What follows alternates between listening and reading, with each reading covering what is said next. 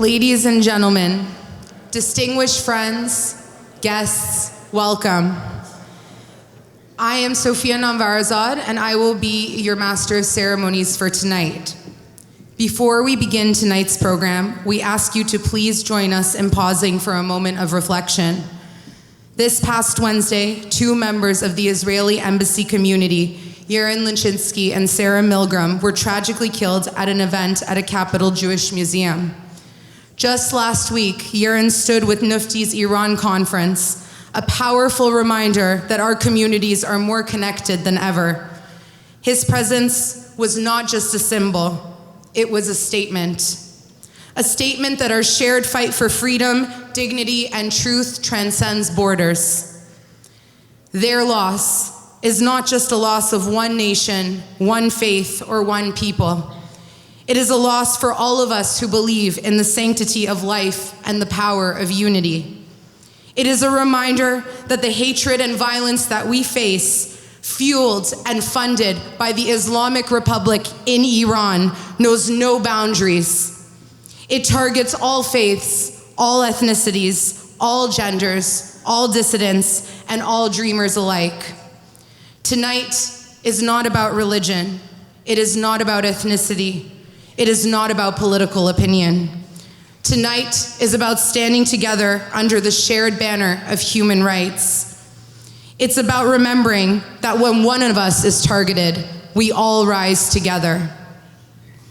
So now I ask you, please rise with me.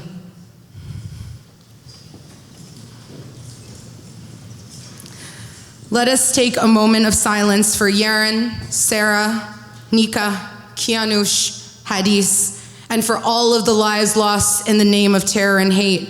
Let us honor them not only in silence, but with our shared commitment to never let hate divide us again.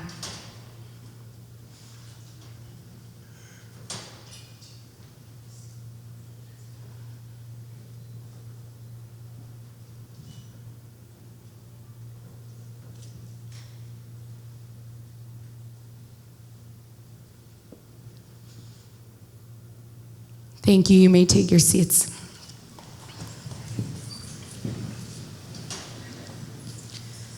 To begin tonight's program, I would like to invite 2 very special people to the stage, Sophie Millman and Cyrus Musavi. Sophie Millman is a Juno Award-winning, Grammy-nominated, Toronto-based Russian-Israeli singer who spent over a decade at the top of the international jazz charts. Sophie has toured all over the world, headlining the most prestigious venues from Toronto's Massey Hall to Washington, D.C.'s Kennedy Center and Tokyo Blue Note. The birth of her children caused Sophie to take a break from music, but on October 7th, it triggered a complete shift, pushing Sophie to channel her advocacy skills and strategic acumen towards vital counter-extremism work. They will be singing both the Canadian national anthem and the Iranian national anthem, A Iran. Please help me in welcoming them.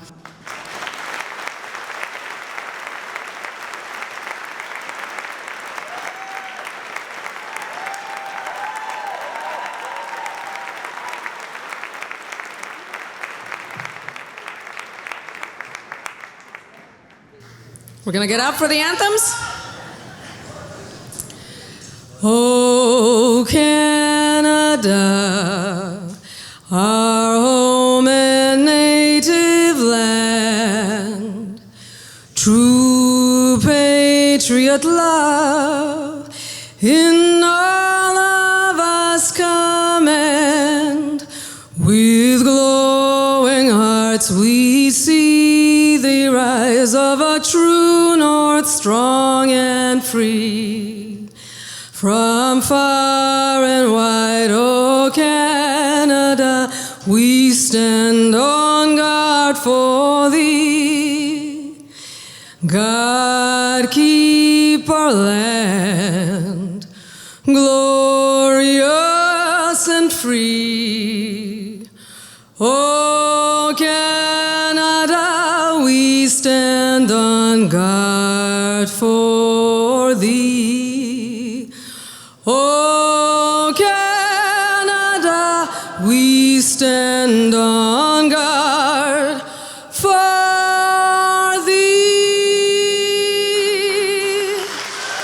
Thank you. Thanks a lot. It was awesome.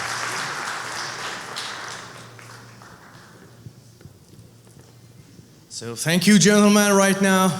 Let's go to Persian anthem all together. Thank you for getting up here. Praise the Lord.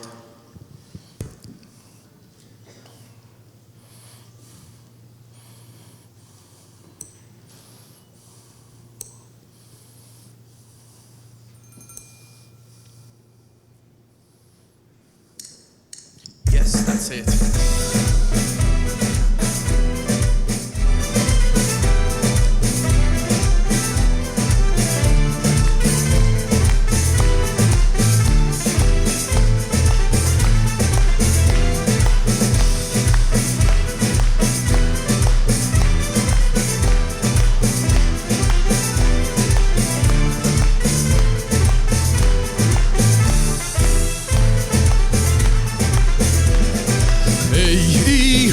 ای مرز پرگوهر، ای خاکت سرچشمه هنر، دور از تو اندیشه بدان، پاینده مانی و جاودان.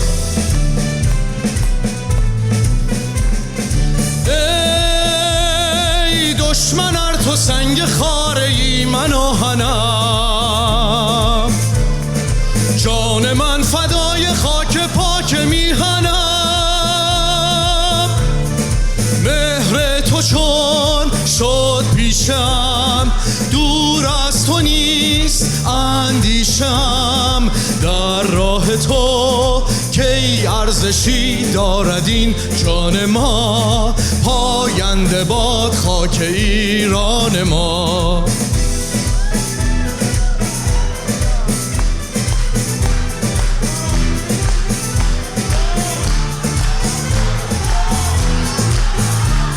One more time together.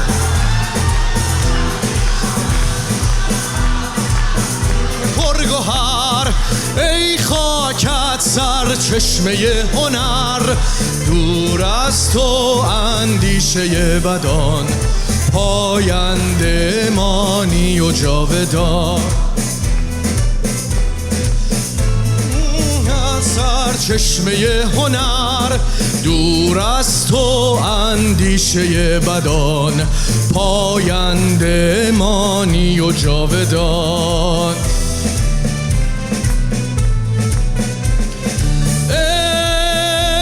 ای دشمن ار تو سنگ خاره ای من آهنم، من فدای خاک پاک میهنم.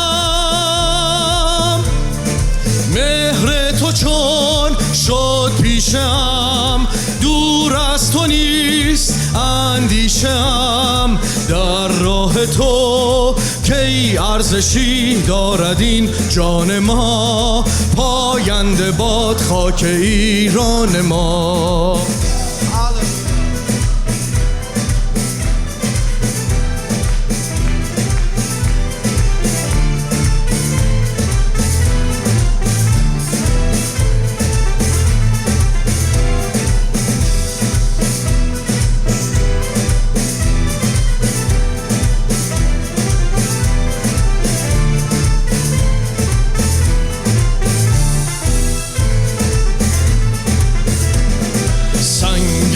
کوهت در و گوهر است، خاک دشتت بهتر از سر است. مهرت از دل کی برون کنم، برگو بی مهر تو چون کنم. تو گردش جهان و دور آسمان بپاست، نور ایزدی همیشه رهنمای ماست. مهر تو چون شد پیشم، دور از تو نیست اندیشم. در راه تو کی ارزشی دارد این جان ما، پاینده باد خاک ایران ما. Thank you, Father. Thank you.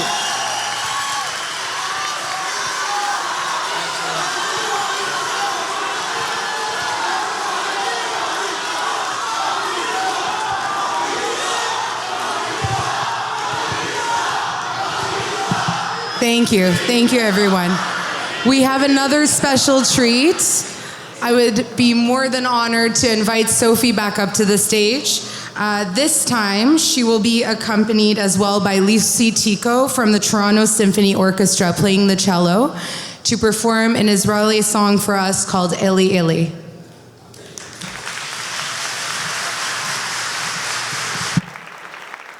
Thank you. It feels like a bit of a downer after all that energy. We're going to bring it way down. And I know you want to hear the Shah. I also want to hear the Shah. I just want to set this song up really quickly. It's a song that I performed all over the world, truly, from Malaysia to, I don't know, Chicago. And it's a prayer. It's written by Highness, who perished during World War II.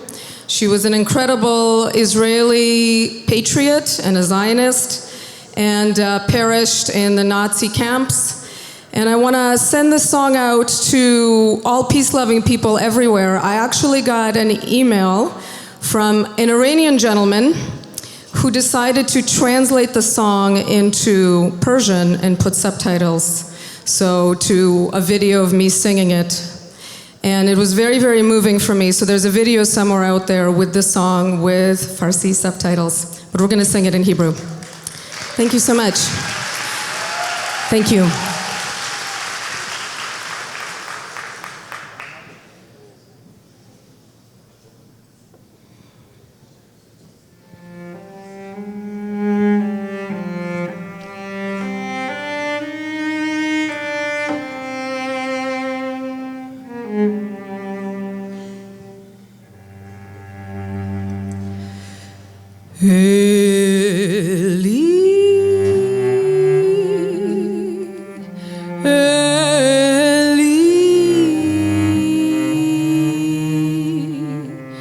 שלא ייגמר לעולם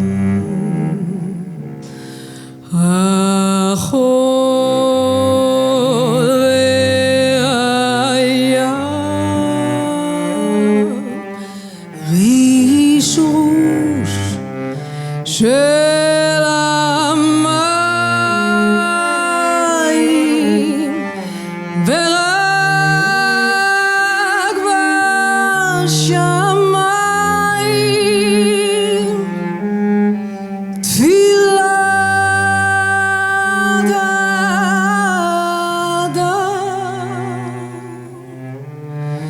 החול והים רישרוש של המים ורק בשמיים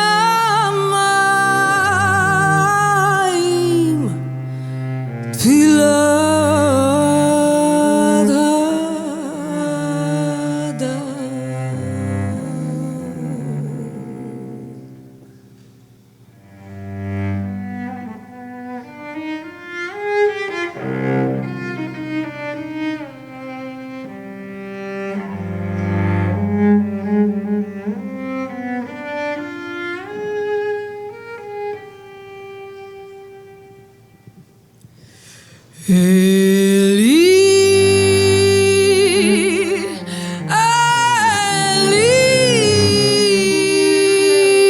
אלי שלא ייגמר לעולם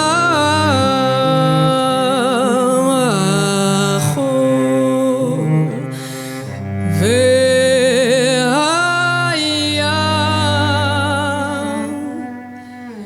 רישרוש של המים ורק בשמיים תפילת האדם החול והים רישרוש של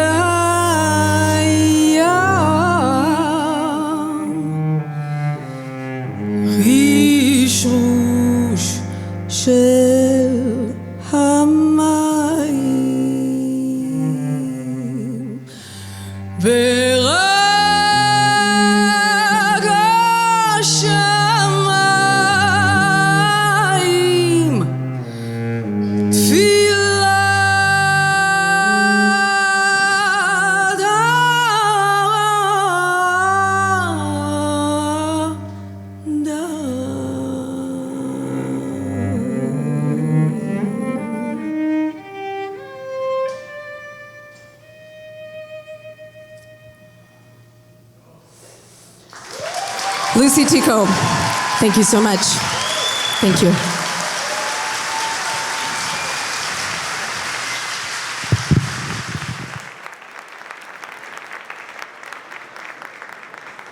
Can we hear another round of applause for our wonderful performers?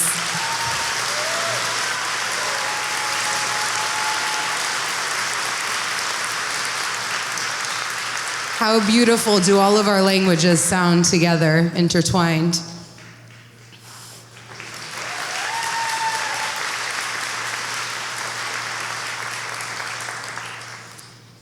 Before empires rose, before gods had names, from the earliest flickers of civilization, long before ink met parchment or type met screen, stories were the lifeblood of human connection.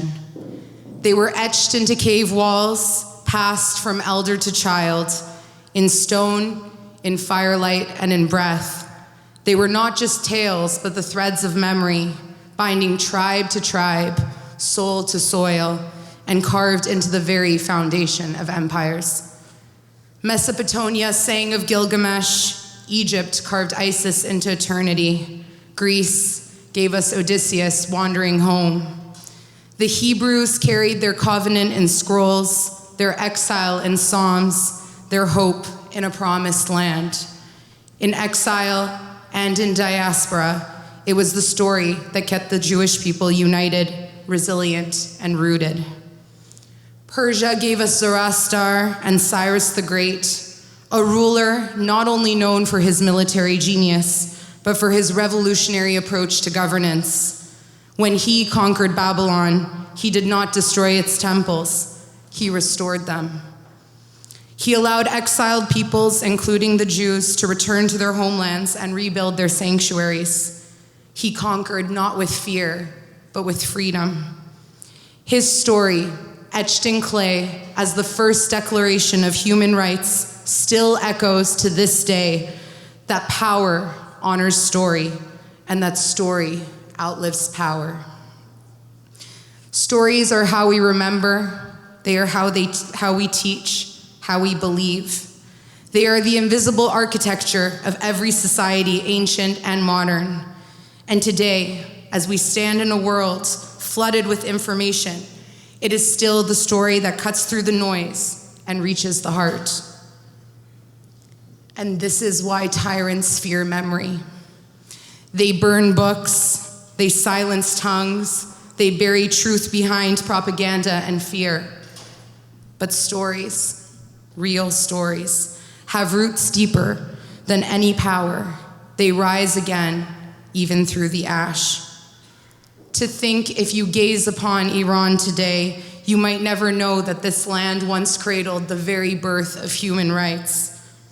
From Cyrus the Great, who freed and enslaved and honored the gods of all people, to Darius the Great, who stitched the vast empire into provinces, each thread a tapestry in an order of governance, to Khosrow the First, philosopher king, who reformed armies, balanced coin and court, and made wisdom a pillar of rule, to Xerxes, who raised stone into sky, completing the dreams that his father left behind. And in modern times, Reza Shah, who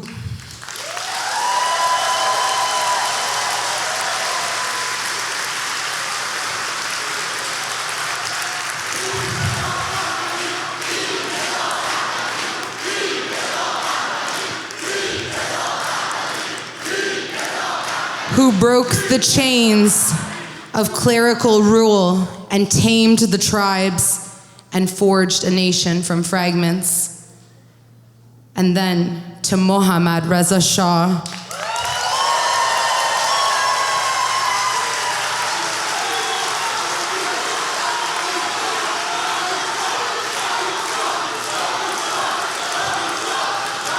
under whom Iran surged forward, roads paved, schools built, industries born.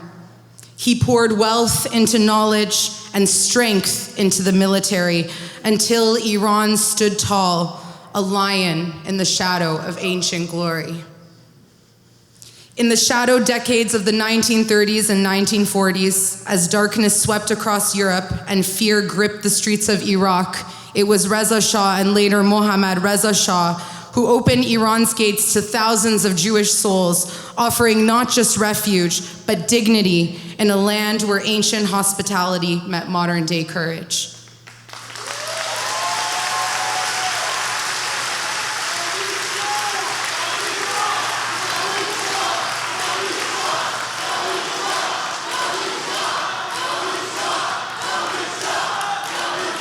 And then, in 1979, a plague swept through our homeland, not of flesh, but of forgetting. A silence that no longer spoke of Rustam's strength, Sohrab's courage, Isfandir's sacrifice, Siavash's wisdom, or Rudabeh's beauty. The soul of our stories, of our heroes, our heart, was cast into shadow. For the first time in our rich and ancient history, darkness rose greater than Zahak, the serpent king of nightmares. But this evil wore no crown of fangs, only a black cloak and a colder word. Shame. When Khomeini was asked how he felt about returning to Iran to ignite a fire that would consume our rights, our dreams, and our dignity, he answered with a single word: Heech. Nothing. And just like that, the land that once birthed human rights, that taught the world to feel for its people, to honor life, liberty, and dignity, was silenced by a word that meant no love, no memory, no freedom, and no future. Heech came to mean our history erased, our people broken, our fight for democracy undone. But here's the thing, stories do not die. They wait, and one day, even from the ashes of nothing, they rise again. In the recent words of our Crown Prince, Shahzadeh Reza Pahlavi,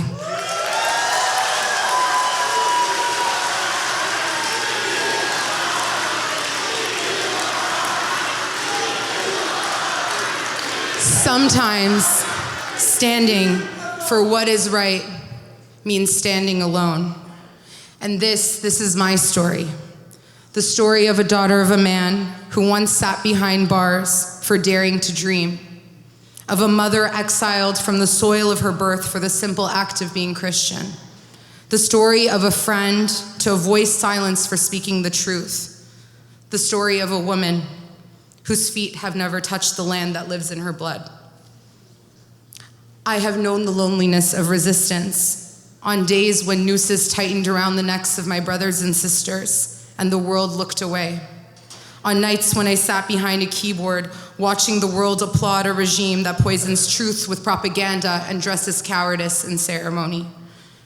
I have known the loneliness of watching my people divided not by difference, but by the manipulation of a plague that wore a face of a man that felt nothing, Heech. But then I remember the stories. I remember Cyrus the Great, who dreamed of a world where all faiths could rise together under a promise that freedom, dignity, and justice belong not just to rulers, but to all.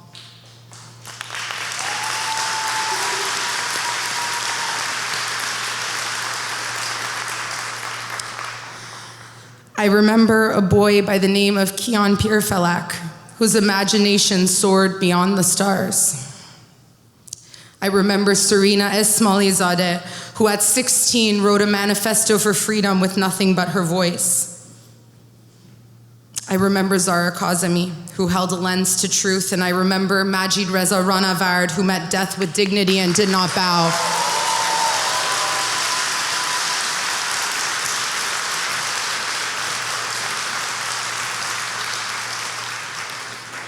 I remember Neda Agha Sultan, who lives in every chant and every flame and every step taken in the name of justice.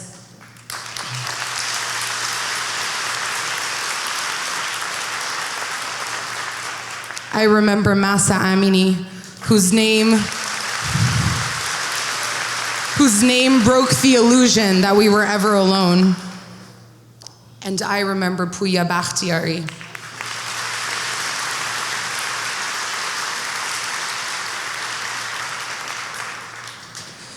Who marched with hope in his heart. A son of Iran, a storyteller of the streets, whose blood wrote a chapter that we will never forget. Because this fight, this ancient sacred fight, is not against one region, one religion, or one soul. It is against the eraser of people, the children of Cyrus, the keepers of stories. And as long as we remember, and as long as we speak, and as long as we stand, we are truly not alone. And so today, as we gather to remember the best of what we were and the best of what's yet to come, look around you. You are not alone. As long as our most basic human rights are stripped from the very soil that defined what it meant to be human in the first place, we must never forget who we are. We are the descendants of storytellers and kings, of poets and prophets, of warriors who fought not for conquest, but for dignity. Let us fight like our ancestors once did, for a day where daughters are not born into silence, but into the equal voice, where parents do not bury their children, when religion is a sanctuary, not a sentence, when no one is caged for telling the truth, and when our most sacred scripture is not written in stone or in scroll, but in the very language of human rights. Let us rise for a system that reflects who we truly are, not regimes of fear and force that hold our homeland hostage, that spreads its sickness beyond borders, trying to teach others the meanings of nothing. Because we are not nothing. We are the children of Cyrus. It is an honor to stand here beside all of you, our soldiers of peace, our voices of justice, our hearts that still burn with memory. And it is an honor to stand in the light of a man who carries the legacy of our kings, not only in title, but in vision, in courage, in unwavering hope, His Majesty, Crown Prince Reza Pahlavi.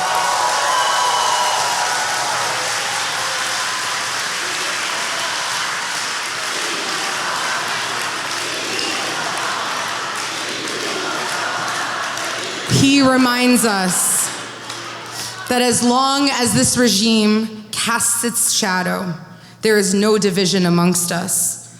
We are bound by a duty to believe in the guiding principles of Cyrus, of Darius, of Xerxes, of Reza Shah, of Mohammad Reza Shah, and every freedom-loving human who gave their life to light the way home.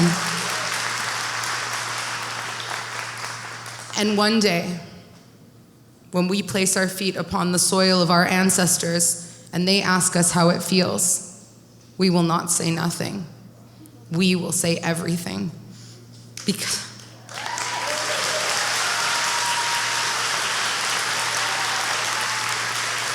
Because that's what it means to be human. To love your people, to carry your story, to know that being human and truly human means everything.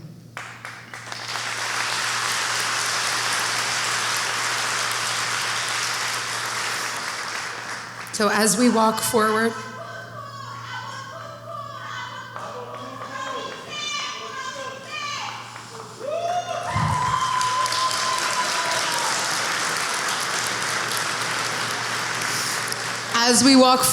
with the memory of our martyrs in our hearts, with the wisdom of our kings in our minds, and with the fire of our people in our souls, let us remember the words spoken by the late King Mohammad Reza Shah, words that echo across centuries from Persepolis to today.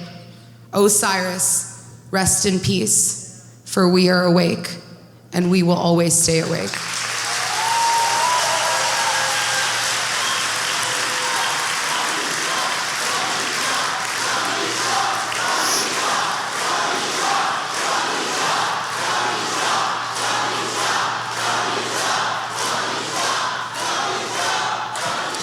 Now with that, it is an absolute honor for me to welcome a man to the stage.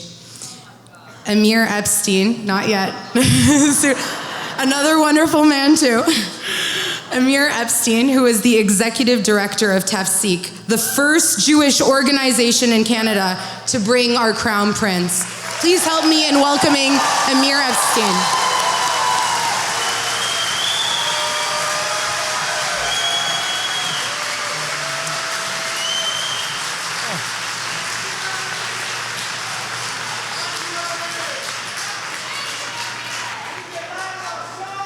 This is a dream come true for me, for our community. This is a wonderful night. I wanted to thank everybody, but I'll do it at the end. I'm going to go as quick as I can because you guys want the person to come that we love.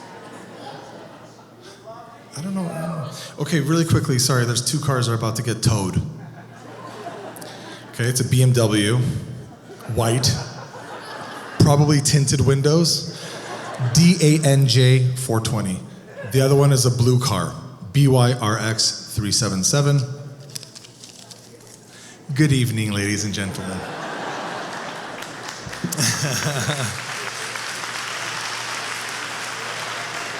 So,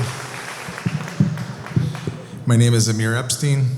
I'm honored to serve as the executive director of Tafsik Organization. We're a Jewish civil rights group based here in Canada. Dedicated to defending democracy and standing up against those who seek to undermine it, whether they are jihadist or Marxist or communist or any group that threatens the freedoms we hold dear, not only in Canada, in America, Israel, and around the world.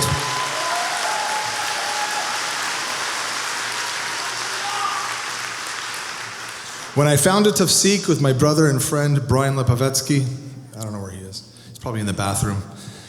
We understood that our mission could not be accomplished in isolation. Building bridges and forging alliances with their communities was not just important, it was essential. And from the very beginning, we recognized that the Iranian community would be at the heart of this effort.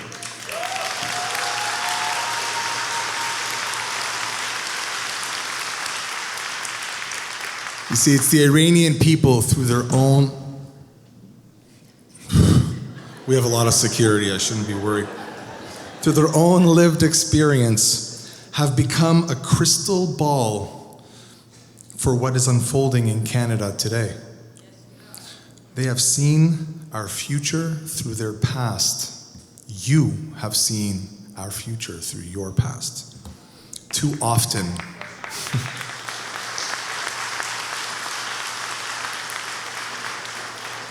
Too often, Canadians do not fully grasp the implications of the growing influence of Islamists who seek to reshape our society. The Iranian people have already endured this, and they have paid a heavy price. Thank you. The Islamic regime in Iran may have succeeded in destroying the country's institutions, in oppressing its people, in taking innocent lives, in torturing political prisoners like my friends here today, Salman, Sima, Reza, of course, Irishers. But these are tragedies that cannot be understated. But despite all of this, there are things the regime has never been able to destroy, and they never will. They have failed and will always fail to erase Iran's rich ancient history. They will never succeed in destroying Iran's glorious culture. They will never succeed in extinguishing Iran's beautiful traditions. And they will never succeed in breaking the indomitable spirit and the courage of the Iranian people.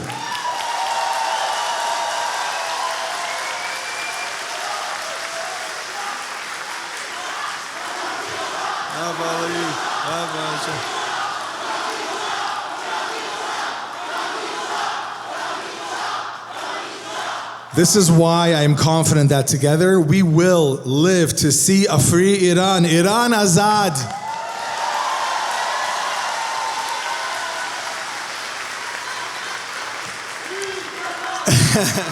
Free Reza Pahlavi, free Reza Pahlavi, free Reza Pahlavi.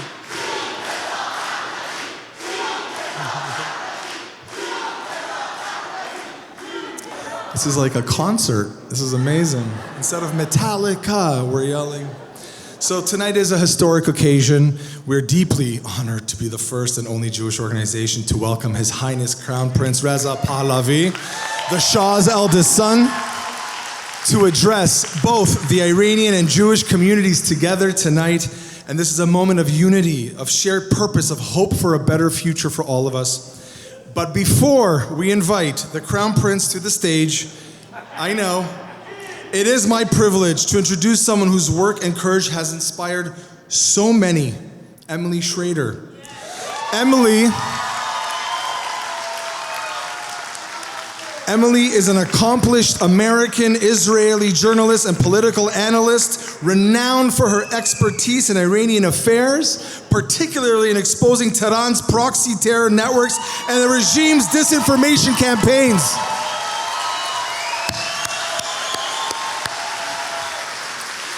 She is a passionate advocate for women's rights, a prominent leader of women life freedom movement. In 2024, she founded the Israel-Iran Women's Alliance, an initiative dedicated to advancing women's rights and democratic values. And in 2023, Emily led a groundbreaking project in collaboration with Iranian artist Human Khalili, yes?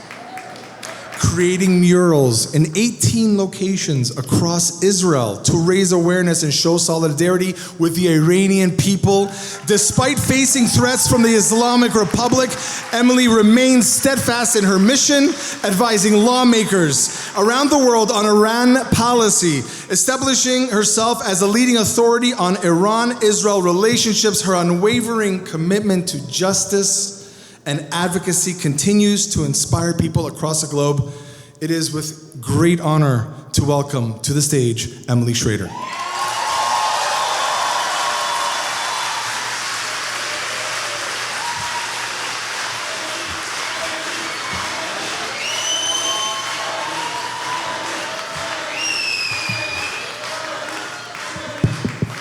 Not quite as tall as Amir. Good evening. It's a great honor to be here. I'm not him yet, but I promise I'll be very, very brief. Tonight, I love you. I love all of you. Tonight I want to speak not just about geopolitics, but about history, about hope, and about the unbreakable bond between two ancient peoples, the Jewish people and, of course, the Iranian people.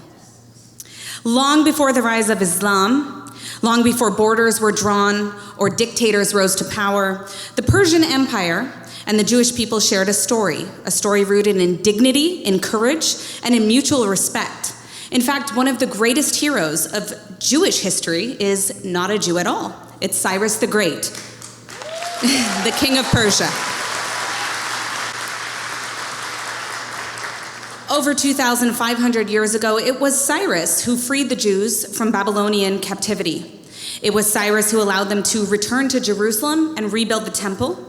To this day, Cyrus is the only non-Jew referred to in the Bible as God's anointed. That is not politics, that is legacy. And that legacy has endured for centuries. Fast forward to the 20th century, the Shah stood up not only for the Persian people, of course, but for also Iran's Jewish community. He ensured that Jews in Iran were free to practice their faith, free to educate their children, and free to thrive in Iranian society.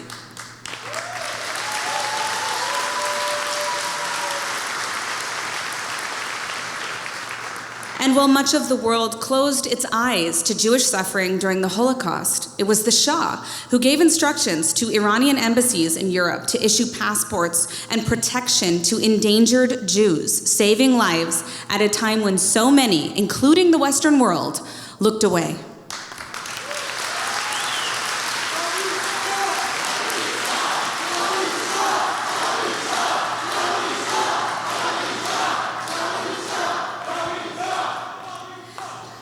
Today, the regime that has hijacked Iran bears no resemblance to the legacy of Cyrus or the decency and leadership of the Shah.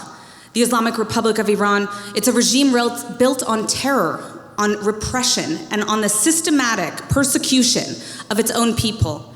It is the regime that executed Navid Afkari, a young wrestler whose only crime was protesting for freedom. It's a regime that continues to imprison Fatemeh Sepehi, a devout Muslim herself, persecuted for standing with Israel against the Islamic regime. And it is the regime...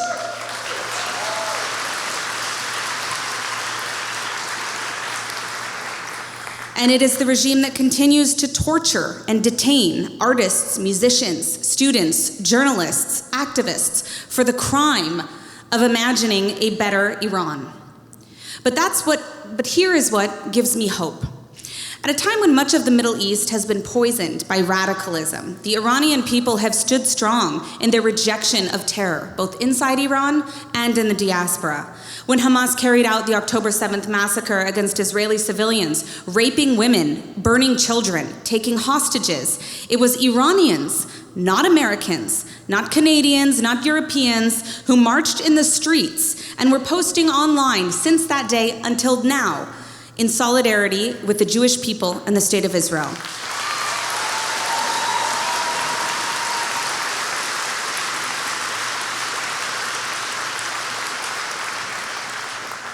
The Iranian public, unlike the regime, knows the true difference between resistance and savagery.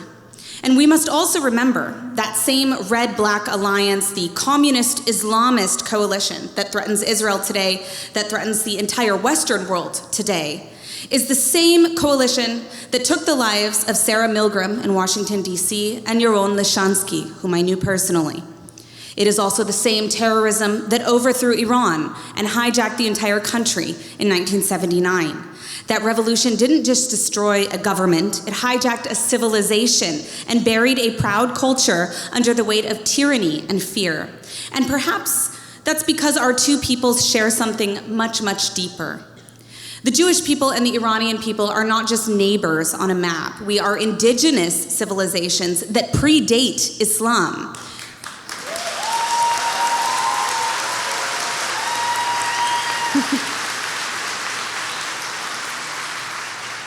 We have both suffered, we are still suffering, but we have both suffered under empires and tyrants. We have both survived attempts to erase our identity. We are both facing the same persecution and oppression today, from terrorism to the horrors of hostage taking, with 58 of my fellow Israelis still being held hostage by a proxy of the Islamic regime in Iran, Hamas. And countless Iranians held hostage by that same terrorist regime that has held the entire country hostage for 45 years.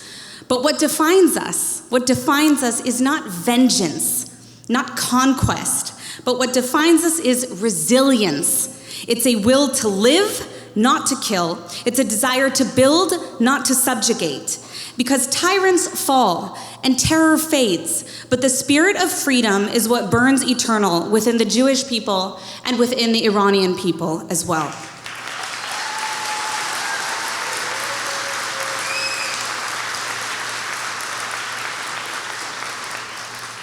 So to all my Iranian brothers and sisters, your fight is my fight.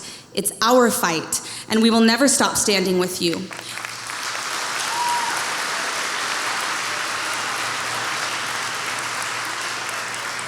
We will never stop fighting for a free Iran, where Iranians and Jews can once again stand together, not as victims of history, but as partners in peace. And more than peace, together we can lead a new era of prosperity for the entire Middle East. Two ancient civilizations, which are scarred by oppression, but undefeated in spirit, can rewrite the future of the entire region.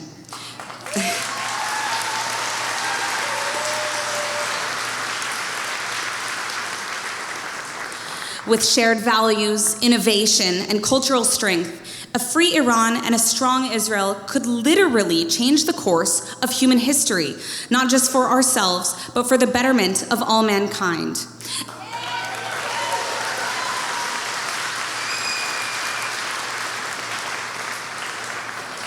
And until that day comes, we will continue speaking, we will continue fighting, and we will not rest until the liberation of Iran becomes a reality.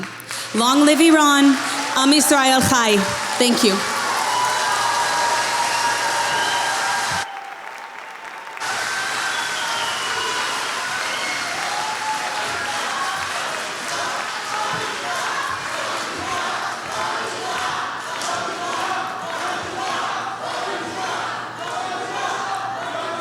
Thank you so much. Ladies and gentlemen, distinguished guests, there are rare moments in history when a single life becomes a living verse, a testament to the truth that what is necessary must be done, even when the world calls it impossible. Tonight, we are graced by such a life. Prince Reza Pahlavi,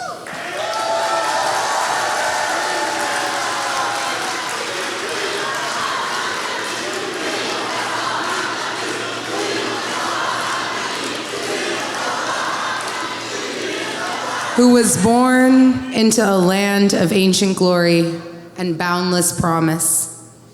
He was not raised merely to inherit a crown, but to carry the weight of a people's hope. And when the winds of history turned, he did not retreat into comfort or forgetfulness. He stepped forward into exile, into sacrifice, into a lifelong vow to the soul of Iran. For over 4 decades, he has not lived as a man of titles, but as a man of purpose.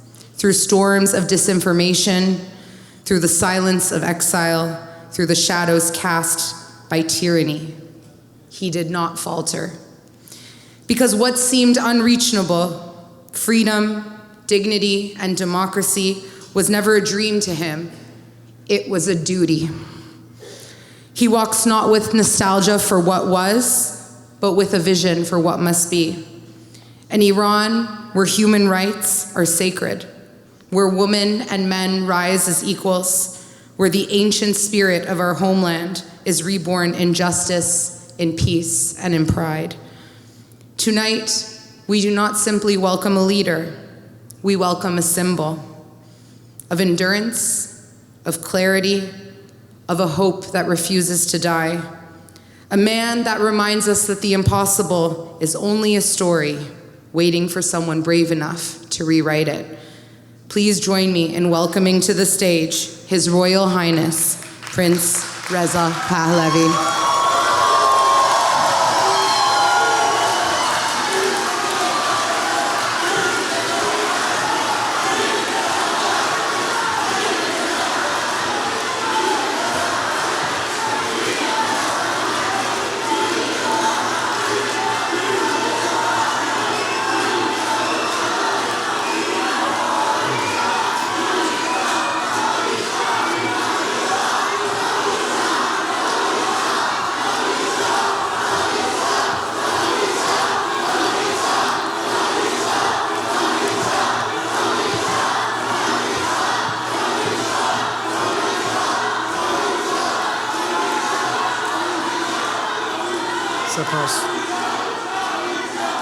سپاسگزارم. سپاس. Thank you so much. I love you too.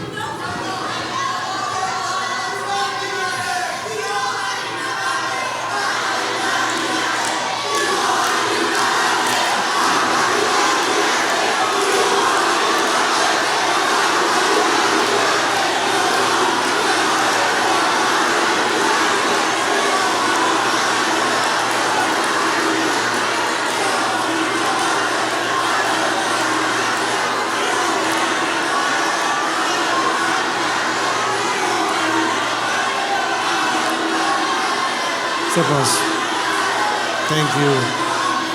Thank you. Thank you so much. Thank you so much. Ladies and gentlemen, friends and champions of freedom and peace, it is a pleasure to be with you this evening to discuss a vision close to my heart and one coming closer and closer to becoming a reality, the Cyrus Accords.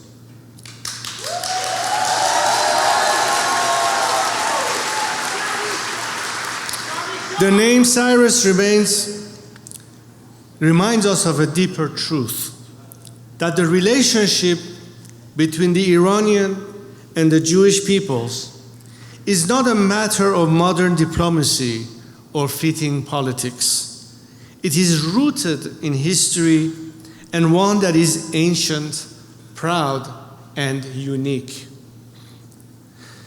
Over 2,500 years ago, it was Cyrus the Great, the Iranian king, who freed the Jewish people from captivity and allowed them to return to their homeland and rebuild their temple. That was not just an act of tolerance. It was an affirmation of religious freedom and human dignity. It set the standard for what just leadership should be like. And it defined the values of the Iranian nation, built not on conquest, but on coexistence. Few nations in the world have such a shared story of ancient respect and modern solidarity. And few peoples understand so well the cost of tyranny and the value of freedom. Let me say this clearly. The Iranian people do not seek enmity with Israel or with any of our neighbors. The Iranian nation seeks peace, real, durable peace, with the region and with the world.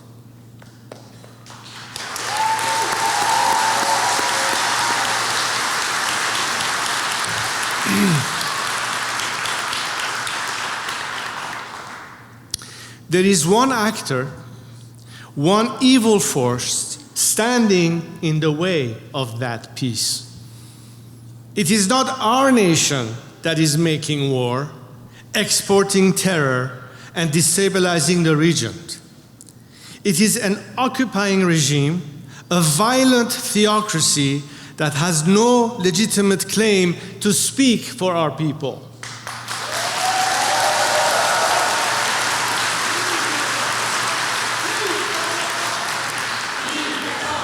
Thank you. For over 4 decades, the Islamic Republic has hijacked the identity of Iran, using our name and our resources not to serve our people, but to spread hatred and division. This regime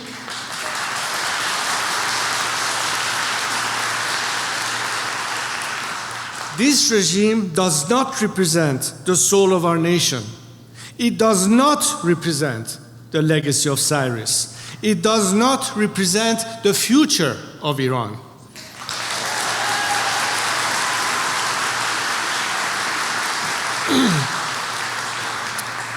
The Iranian people are rising up, not because someone asked them to, but because it is in their national interest and in their national character to fight for freedom.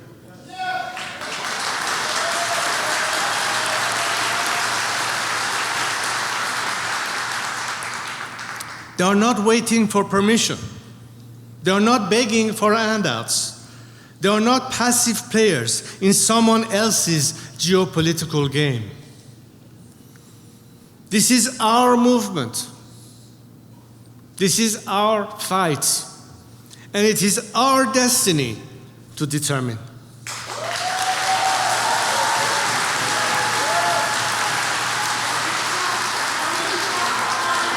Thank you.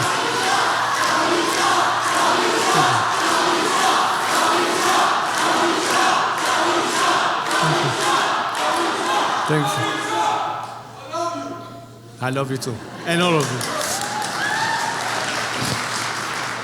The future of Iran will not be written in Vienna, Rome, or Muscat. It is being written in the streets of Tehran and the 4 corners of Iran.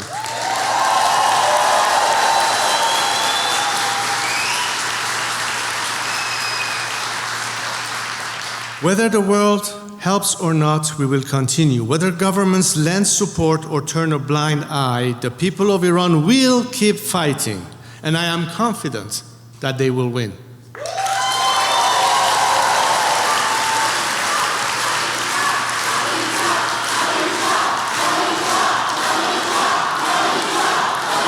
Thank you.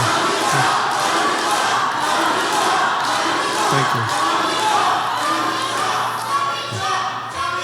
Thank you so much. Thank you so much. Well, if we continue with all the cheering, we'll probably have to stay here for breakfast.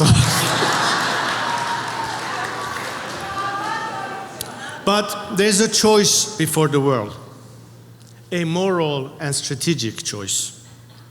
You can help hasten that victory by standing with the people of Iran, or you can prolong our suffering by continuing to empower their oppressors. The single greatest gift the world can give the Iranian people right now is to stop helping the regime. Stop legitimizing it. Stop funding it. Stop negotiating with it as if it were a normal government.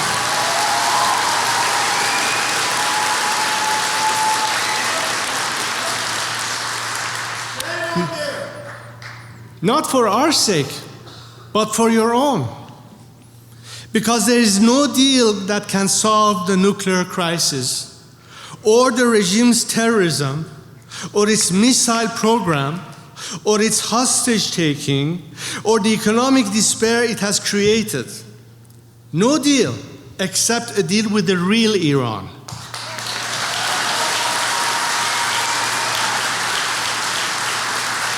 The Iran represented by its people, not by the thugs illegitimately holding on to power by a thread. Real peace, real prosperity, and real regional stability begins with a new Iran, an Iran free from this regime.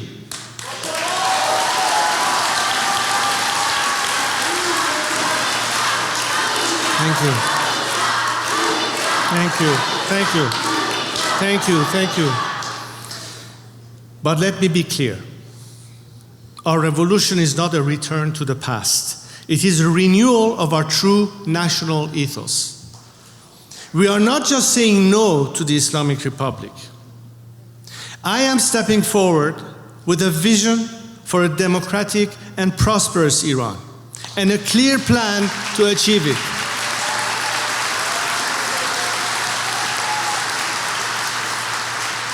At the call of my compatriots, I'm stepping forward to lead this movement and this transition. Thank you.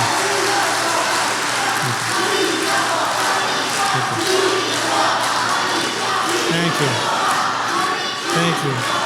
Thank you. Thank you.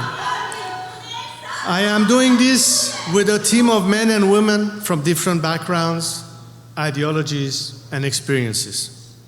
A diverse group of people with the skills to reclaim and rebuild our nation. I am proud to work with each of them, and we hope you will join us.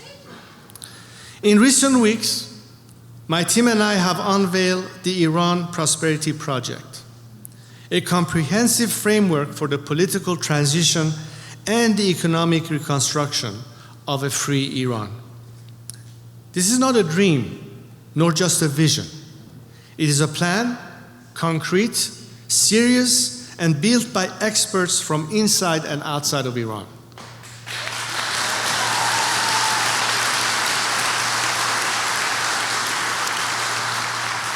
We are outlining exactly how to stabilize our economy, rebuild our institutions, and restore public trust. Because we are not only clear in the terror, corruption, and the repression we want to tear down, we are clear in what we intend to rebuild, our nation. And in this national effort, every Iranian has a place. While the fight to reclaim and rebuild Iran is ours, an Iranian fight that Iranians must win, the Iran we seek will not just benefit us, but all of humanity. So we ask all of you to join us in this effort, not as charity, but as an investment in a more peaceful and prosperous Middle East.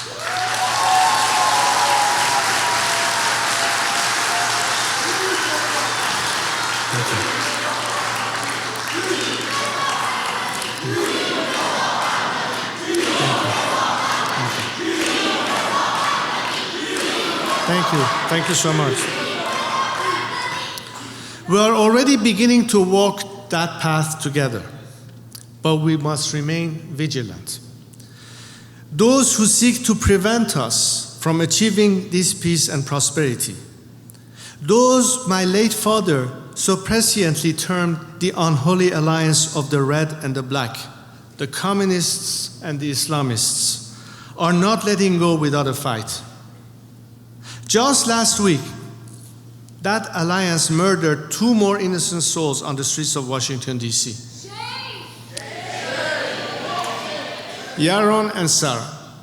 Yaron, a diplomat at the Israeli embassy, came to Mufti's Iran conference last year and later posted online how proud he was to stand with the brave people of Iran.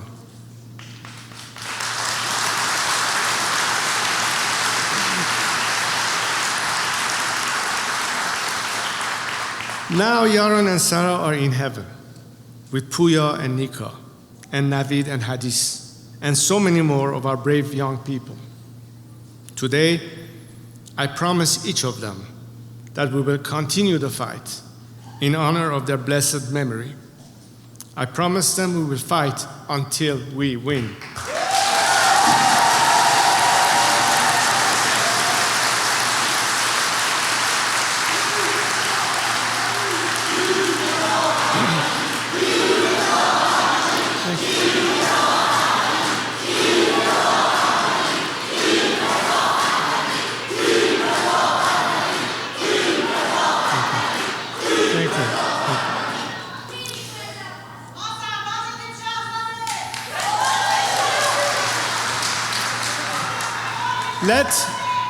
Let tonight be the beginning of a new chapter, a chapter where the ancient friendship between our people become a foundation for a new alliance of free nations. A chapter where Iranians and Israelis and all people of the region can build together, trade together, innovate together, and live in peace.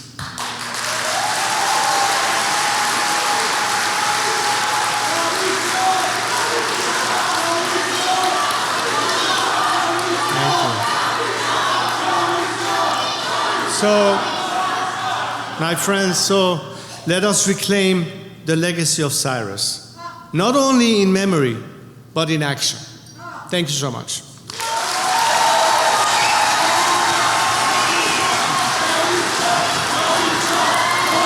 you very much. Thank you. Thank you. Thank you. Thank you very much. Sepasguzarım. Thank you. Thank you. Very much. Yes. Yes. Yes. Sepasguzarım. Hatta.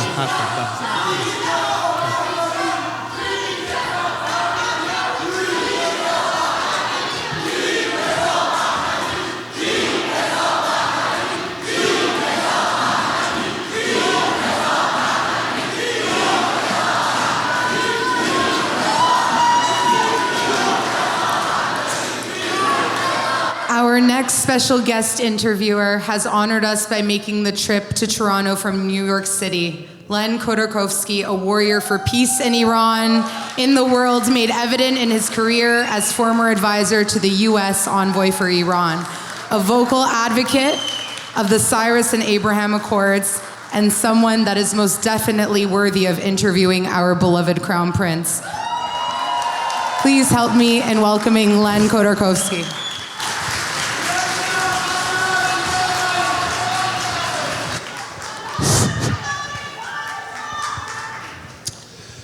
Hello, Iranian Canadians. And hello, Israeli and Jewish brothers and sisters. What a reception. Thank you all for coming out. Thank you, Tafsik, for hosting us. Your Highness, thank you for... So I think there's, it's obvious, there's a love fest happening between the two communities. And probably because we have so much in common. Of course, Cyrus the Great is the theme of your remarks, and Emily mentioned Cyrus the Great. Many people may not realize, but in Israel today, there's a street in Jerusalem and there's a street in Tel Aviv called Koresh Street. That is Cyrus Street in Israel. And that is just a very small indication of the intertwined history that the Iranian people and Jewish people have. And let's just pick up with Cyrus the Great, Your Highness. You mentioned the long history that's rooted in Cyrus's liberation of the Jews from its Babylonian captivity. Cyrus not only freed the Jews to come to Jerusalem and rebuild their temple, but you may not know, but Cyrus actually funded the building of the temple in Jerusalem from the royal treasury.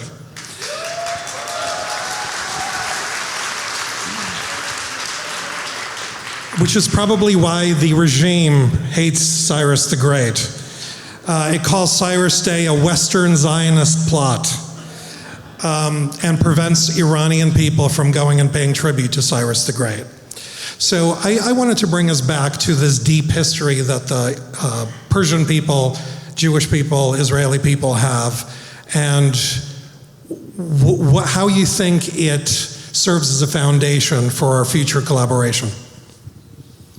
As I said in my speech and some interviews that I'm sure many of you might have heard, that it is really seldom you find two nations and two peoples who I truly believe their destinies are linked to one another. And I think the future that awaits Iranians and Israelis can only be a successful one when we put an end to this evil regime that has been the root cause of all the problems in the region, taking my compatriots as the first hostage and then continue spreading this venomous message of hatred and bigotry and anti-Semitism and whatever you have. We do not look at Israel only in our biblical relationship, although I'm sure many of you have seen how fellow Iranians have been marching in recent past demonstrations here in America, in Europe and elsewhere with the Iranian flag and the Israeli flag next to one another. And that demonstrates that this is not just a policy or a vision limited and restricted to some who look at it from a point of view of, diplomacy or foreign policy. This is truly embedded in our national psyche. If Iranians went to celebrate Cyrus the Great at his tomb, it was not just to recognize what Cyrus did to put Iran back then on the map in the form that the first declaration of human rights really came from Cyrus. Many times I hear people in the Western world say, we have in our values the values of freedom and human rights. I need to remind sometimes people that when Thomas Jefferson was looking at how the American Constitution was to develop, he was in fact inspired to a great degree by Cyrus the Great and his declaration 25 centuries ago. So the values of freedom and liberty and justice and equality and non-discrimination really started back then.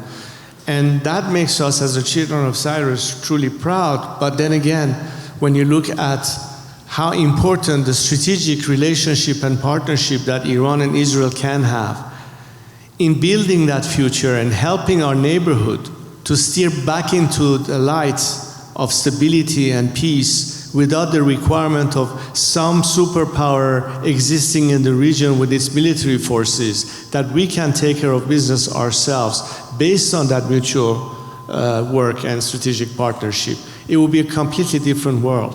This is a game changer, and it all starts with two nations that have suffered enough, respectively, and can work together and set the standard and the example of how that future can be. And it all starts between Iranians and Israelis, because I think far too often we have realized that this can be a lonely fight, that we don't count on any other thing but ourselves to succeed. However, we all know that if more people were to come to help us, it will be a much easier struggle as opposed to a lonely struggle. So we really have this hugely important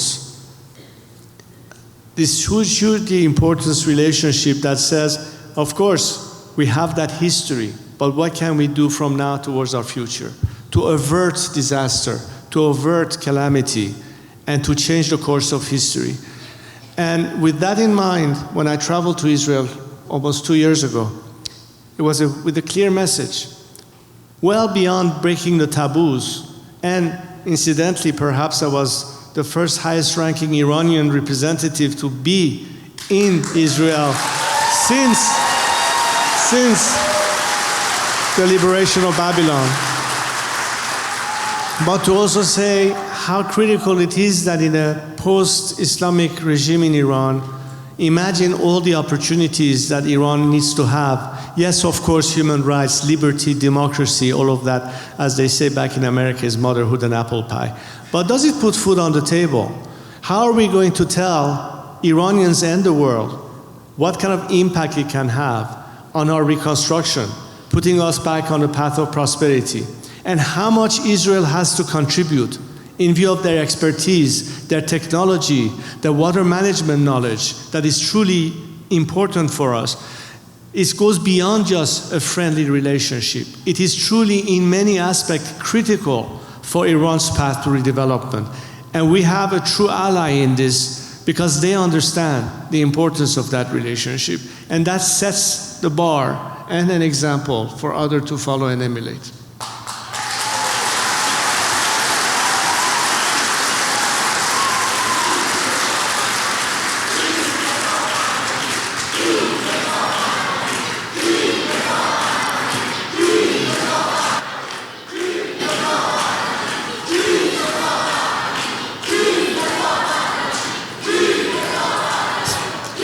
Thank you so much. Well, thank you. Thank you. I kindly ask everyone, because we are restricted in time and would like to have more, please hold your cheers to the very end and not interrupt the question. Thank you. I know, I understand your emotions, but in the interest of maximizing the time that we have here, I would appreciate if you hold that. They're ready for breakfast tomorrow morning.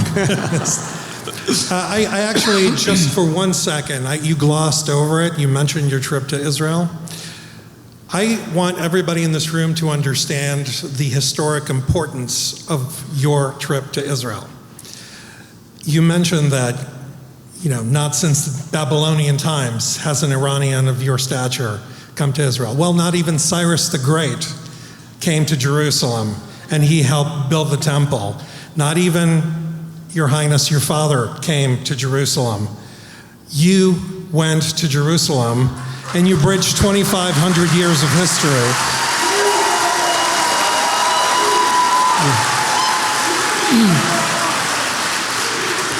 And when you walked up to the western wall of the temple that Cyrus the Great freed the Jews to build and help finance, you connected the era of Cyrus the Great to the future of the Iranian people, and you deserve a lot of credit for that. Thank you.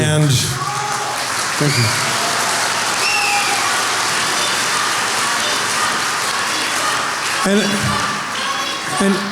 And history is not going to be reversed. The die has been cast, and you have now played a role in the legacy of these two ancient people. So I just want to make sure that you get the credit that you deserve in this room here. Thank you so much.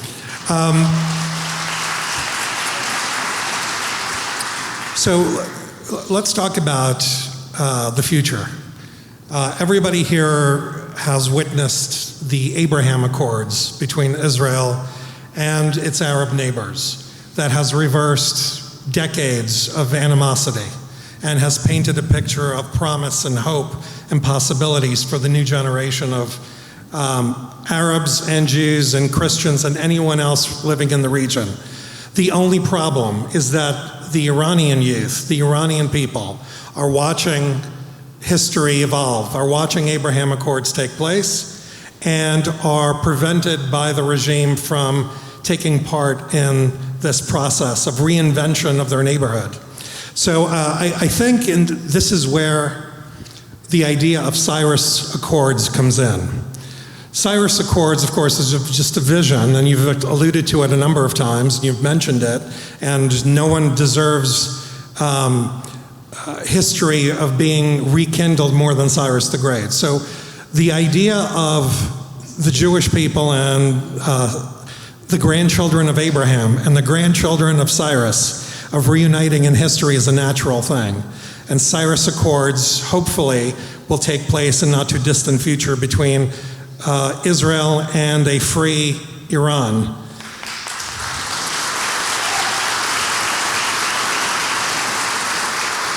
But it's one thing for us to be able to just talk about it. Wouldn't it be great? And of course, everybody in this room believes that it would be a great idea. But is it realistic? And how do the Iranian people feel about the Jewish people? And what are the real possibilities of striking a peace deal with a future for Iran and creating a new legacy, rekindling on the old legacy? Well, I think today we have some measuring tools in terms of understanding what's the temperature or the public opinion of this or that country and its population. Social media has a great role to play in it, because before, in the older times, how would we find out about one another, or maybe limited media talking about it? But if you wanted to gauge the sentiments of a nation and the reciprocity of their emotions towards one another, in the last few years I've witnessed a tremendous amount of traffic of messages going back and forth between Iran and Israel, between the Jews and the Iranians, because they realize that they have a common enemy and they have a common fight.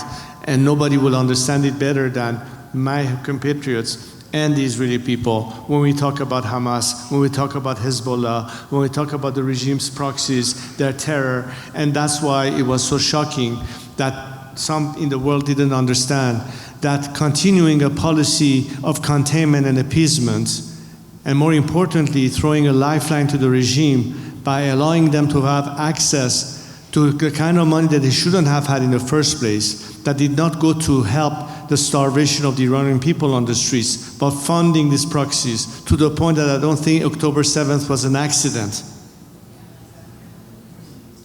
These are the consequences of not looking at the solution the right way. And yes, the reason I was talking about the Cyrus Accords, among other things, is that I cannot envisage a Middle East having the stability that it deserves without Iran playing a critical role in it, perhaps a key role. But which Iran is the question? Let's not go too far. The role Iran played before the revolution was a key element in maintaining regional peace and stability, while having cordial relationship with all of our neighbors, even with the Soviet Union back then. But ever since the revolution, what has happened? Which direction has our region taken? And why is this region abilities to survive or dependency on continuing fomenting instability and conflict as a means to survive has so far maintained its position? And why is it that I've always argued that if you want to have a true partner in peace, seek the peacemakers. Don't try to cut a deal with the warmongers. That's what's wrong with the picture. And as long as you don't consider that your true alternative, and by the way, something that will put an end to all the various aspects that are somehow connected to this regime in Iran, not just a nuclear threat, but everything else associated with it. You can wipe it all up with one stroke of the hand by just eliminating the root cause of it. Before coming here, as we were visiting the display of what unfortunately happened in that festival that turned disastrous. I was thinking the fact that, once again, what is the root cause? For 40 years we have witnessed the world trying to put out a fire that was lit here or there. But what once have anybody thought that who has the matchbox? Who is the arsonist? What is the source? Where's the money coming from? What is funding it? What is agitating it? You don't have to look too far to realize that the source, unfortunately, has been the very same regime that has occupied Iran and is using our country's resources to conduct this policy of hatred and radicalism. It is this very same regime that is funding those who are attempting an attack on an Israeli embassy in London. This is the same kind of regime that is funding the hatred that we find today on campuses in Canada and the United States. The same kind of people who side with this anti-Semitic message that is destabilizing the whole European countries.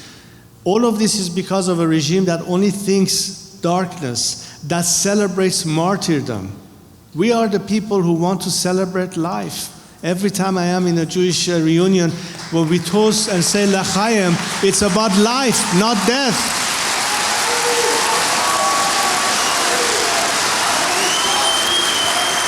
But the irony of it is that when we talk about Mahsa Amini, when we talk about Nikah Karami and all the victims of this regime, they wanted to live. They wanted to live in peace. And if they have sacrificed, as I said in my speech, it's not just a sacrifice for our country, because we realize that by changing Iran, we're changing the whole region and the whole world. That's why they deserve the support that they have not yet to receive. And that's why I think each one of us, whether we are a member of the community, we have to be able to build a very strong coalition that this time puts the final nail in the coffin of this regime.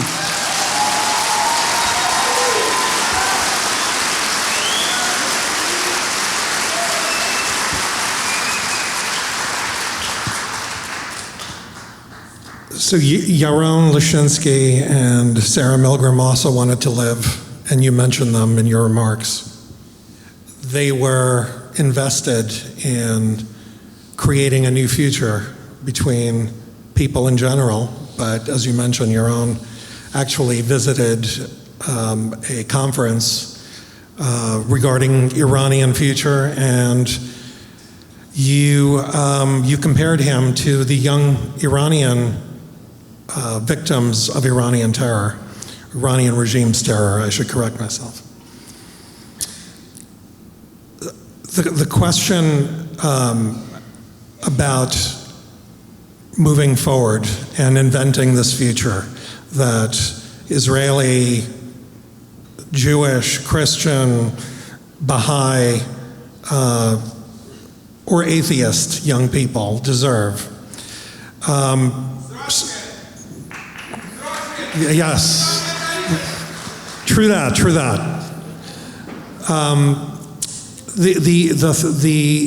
That has to start with the Iranian people, and as you've noted, that it's one thing for the world to stay in solidarity with the Iranian people. It's another thing, that the Iranian people have to kind of take on the brunt of the battle, and they have been taking that on for years.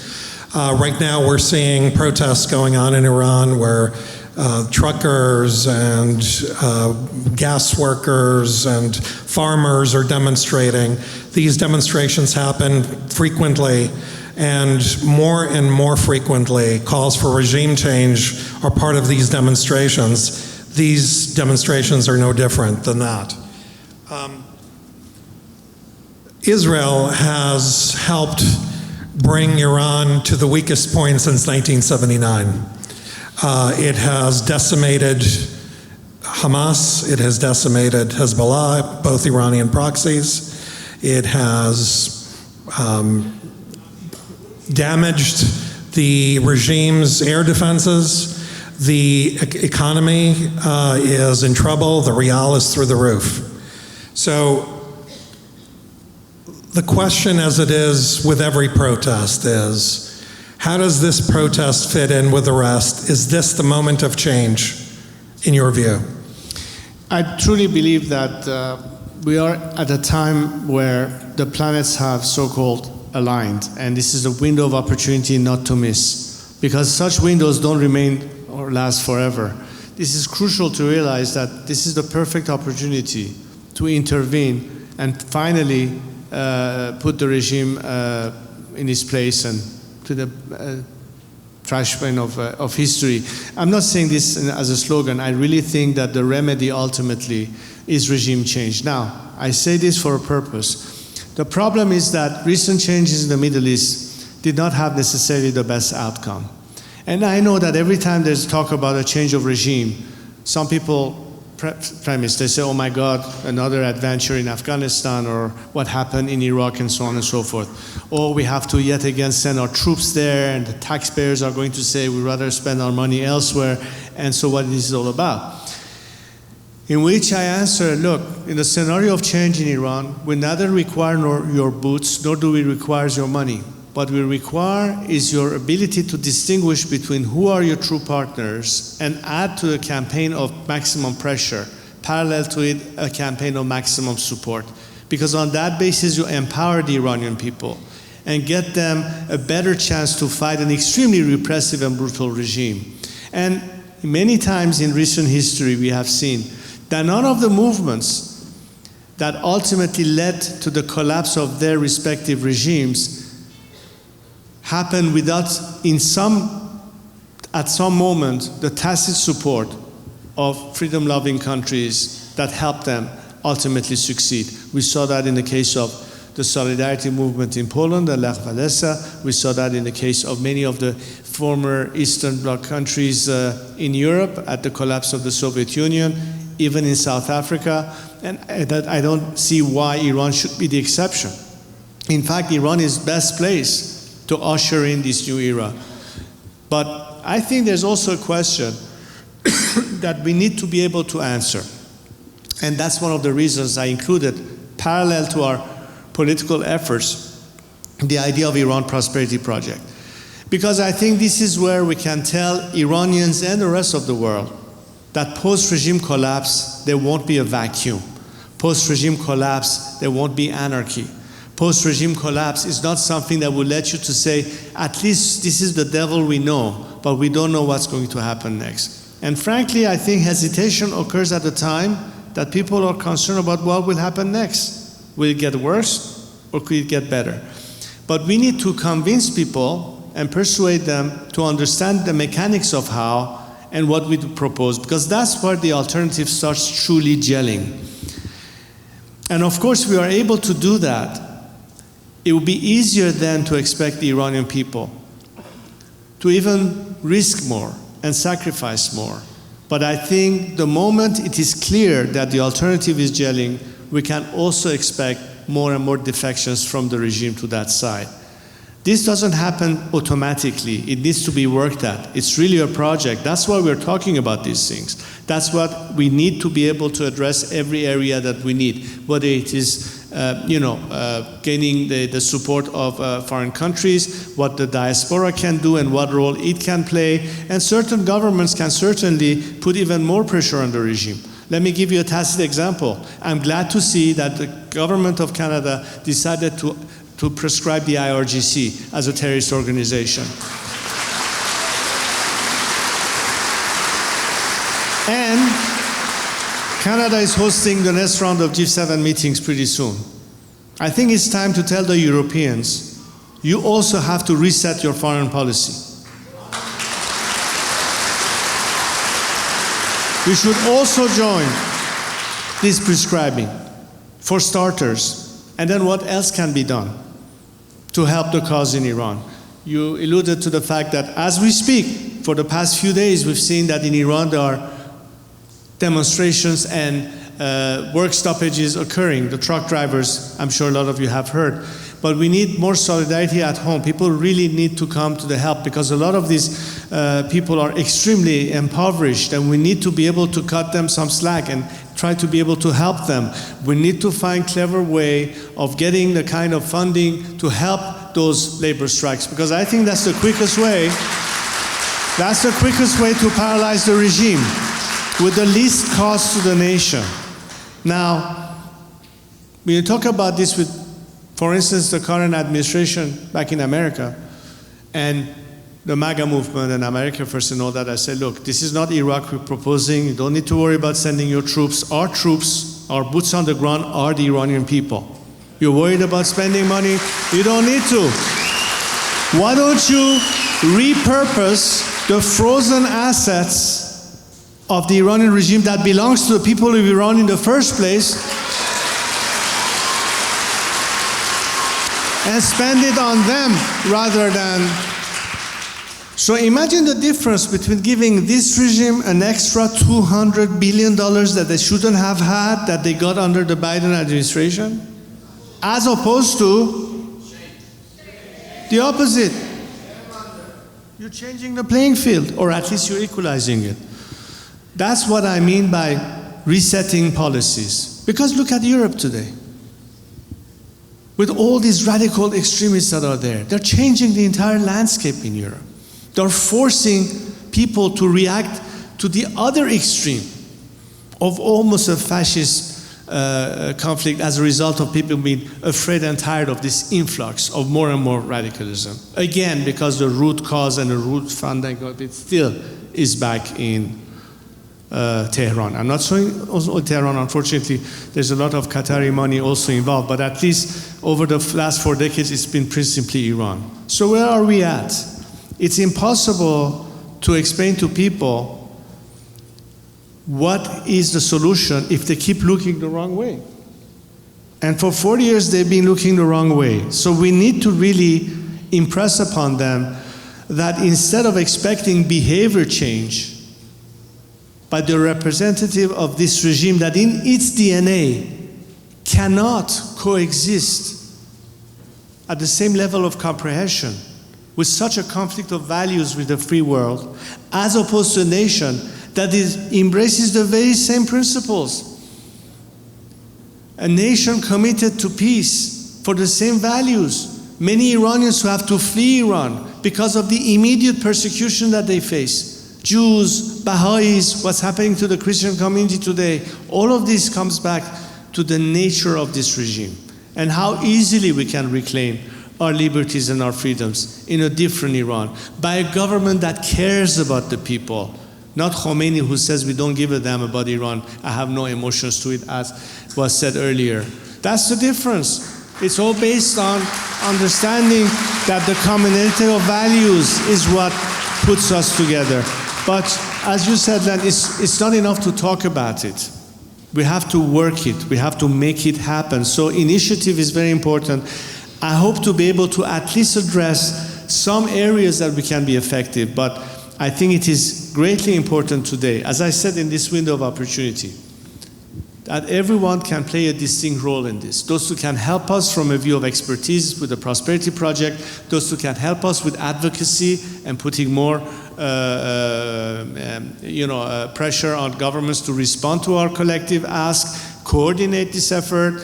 In my 5-point plan, I don't know how many of you have followed it, maybe there's not enough time to get into the details, but it also includes how can we first help the people at home, can we mobilize our community, how we can go beyond the G7, the G20 to redress their foreign policy, help usher in an era where we have the element, two foreign external elements, that is the maximum pressure and the maximum support. And that, in my opinion, will lead much quicker to the maximum defection we need to minimize any last bastion of resistance that this regime can throw at us. And I'm guaranteeing you that if that happens, our chance of success is near 100%.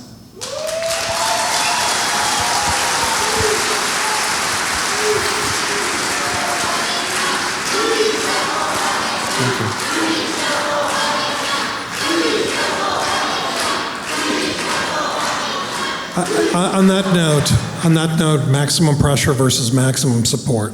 I've heard you talk about this idea that in order for us to get to that day after the regime, the Iranian people have to go from hope to belief.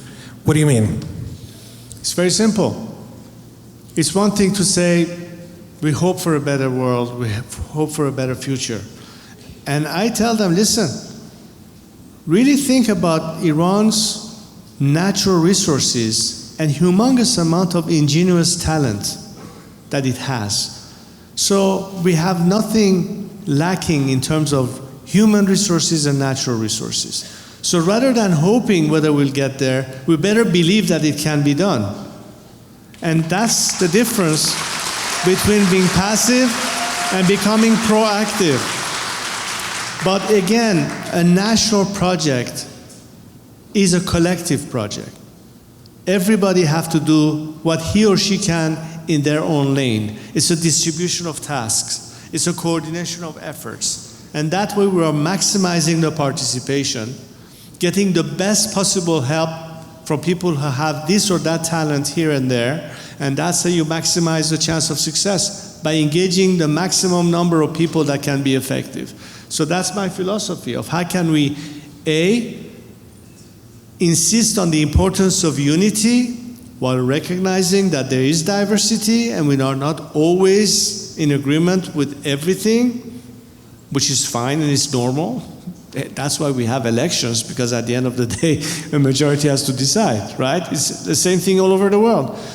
But Iran's freedom is a national goal that transcends party politics, ideology, or anything that has to do with having a particular affiliation to a viewpoint. It is truly a national project, and our message of unity has to resonate. We have to demonstrate that we are in fact capable of doing that, because that's again what will bring back the element of faith and trust, not only of our own citizenry, but also everybody that is observing the dynamic of change in Iran. And that's the quickest path to get that support. But it all starts from Iranians themselves. And there's those who understand that and are willing to help us. And I believe we have a lot of support coming from our Israeli counterpart. And that's very important. And I hope we can build on that and get others to join us in this quest.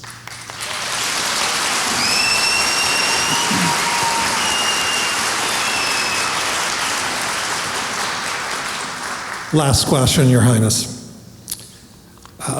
You mentioned your visit to the Western Wall, your trip to Israel. Not long after your visit, you spoke to a Jewish group in Washington, and you said something very profound, and I just want to echo it here, and I'd love to hear your thoughts. You said, there's a temple that needs to be rebuilt. Iran is our temple.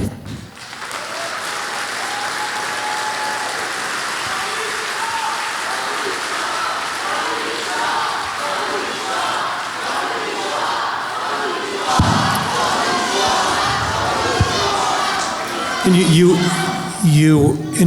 you asked that audience to stand with the Iranian people in helping the Iranian people rebuild the temple. There may be members of the Canadian government listening in, watching. There may be people of goodwill all around the world who are wondering what they can do to help Iranians rebuild their temple. What do you think is the best thing that people of goodwill can do to help Iranians? Well, first help us eliminate this regime once and for all.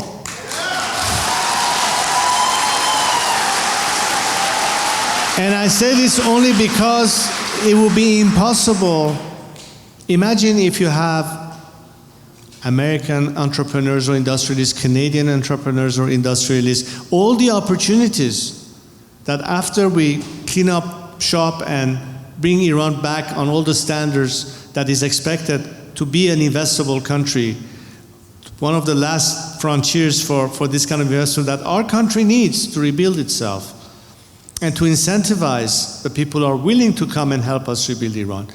They would love to do this, but not under the current circumstances. So it is inevitable that in order to create those opportunities, which is also good in terms of the economic interest that exists for governments helping us free our country, to provide in return these opportunities. That is good. It's a win-win scenario. It's good for us and for you. It will not happen so long as the regime is still there. So the priority to get there sooner, to provide these opportunities, to impact Iranians and change their life and improve their life and put them back on the track of prosperity and progress. And for other countries to benefit from that relationship, we must first get rid of this regime. And that's something that could be very soon, depending on how committed we are. As I said in my speech, you can either expedite the process by helping us now, or delay and prolong this by continuing to expect a change of behavior and cutting a deal with this mafia-like regime that keeps killing people at home and propagating its venomous radical ideology across the world. If by now you haven't figured it out, then frankly, I'm lost for words. But I think they know it. The question is, where is the courage and determination? You know, I often say, and I said this at my last point, in the last century at least, there were two instances that there was a significant change in the world. And a lot of it had to do because in representing the free world, when I'm thinking the first conflict, the Second World War, could it have happened the way it unfolded without having a strong leadership in Washington and in London between Roosevelt and Churchill? Later on, what put an end to the Soviet Union? Wasn't it because Ronald Reagan and Margaret Thatcher played a critical role in bringing that process to an end? The question we should ask ourselves, beyond what Israelis and Iranians can do, but something beyond our control, where is that strong leadership that, in my opinion, is lacking? Where is the nerve? Where is the courage? Because we know those who stand with the side of evil, but those who want to stand on the truth. And we say, pick your partners carefully. We are your true partners, not this murderous regime that kills its own citizenry with no mercy. What are you hesitating for? If by now you haven't recognized who are your true partners, then we better convince them even harder. But if they believe that's the case, then it's the time to act. Because the more you prolong it, the more consequences it would have. Look at Europe today. They have problems with immigration, they have problems with energy. A problem easily solved by reversing that process, if things change in the Middle East, stopping that influx of even further refugees, and problems they might have with energy dependence. Iran is sitting on tremendous amount of gas reserves that can easily supply the energy requirement of the West without having to worry about any blackmail attempted by, let's say, Moscow or some other things. I'm being really practical and real when I propose this, but which Iran is going to do that for you? Which Iran can provide that? And also in our own advantage and interest. These are tangible things to talk about. But we cannot achieve that result if decision makers, if policy makers, if government officials don't look past the current status quo and are only fixated on the regime and not beyond.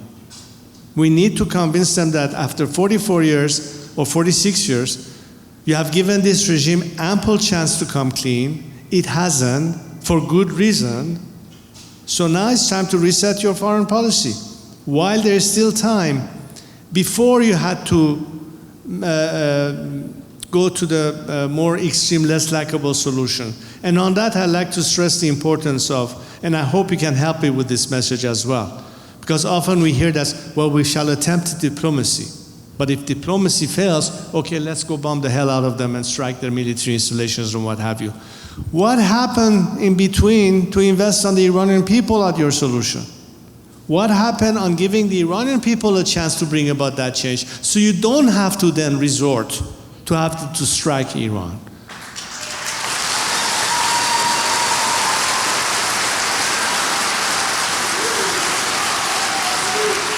So that's part of our message to the outside world. Iran and the Iranian people, once freed, will take away all of the concerns you currently have. First and foremost, the existential threat that the regime poses for Israel, and beyond that, reverse this whole cycle of radicalization and disruption from the Houthis and maritime traffic to proxies in Lebanon and elsewhere, to this venomous message of hate that is spreading now in Western universities, and get us back on track. The quickest path to that, and the quickest way to eliminate collectively all this problem, is help the Iranian people liberate themselves. Again, I stress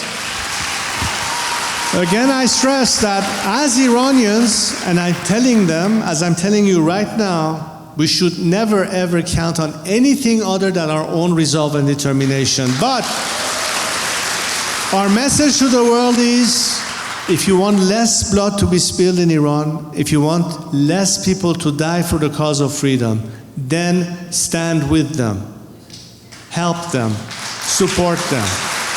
That's the final word. Thank you. Thank you, Your Highness.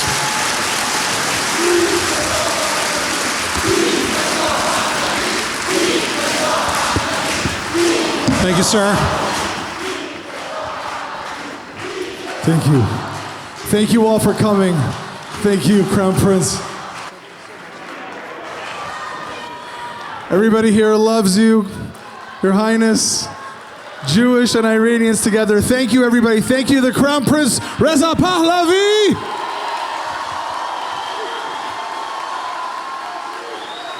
Thank you to Len Kordakovsky, to all of the volunteers, to Emily Schrader, to Cyrus and Sophie Millman, and everybody for coming tonight. Thank you so much.